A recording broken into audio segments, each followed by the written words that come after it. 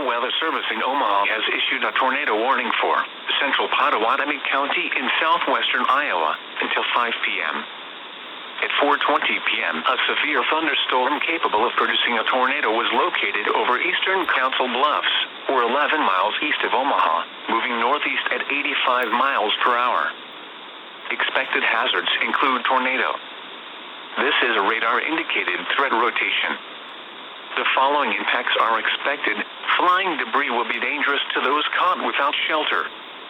Mobile homes will be damaged or destroyed. Damage to roofs, windows, and vehicles will occur. Tree damage is likely. This dangerous storm will be near Underwood around 4:30 p.m. Minden around 4:35 p.m.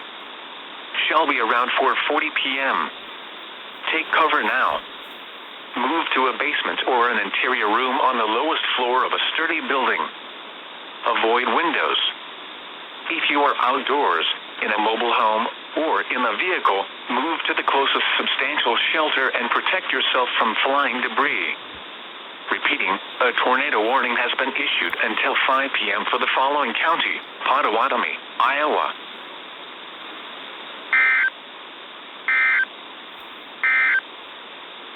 The tornado warning for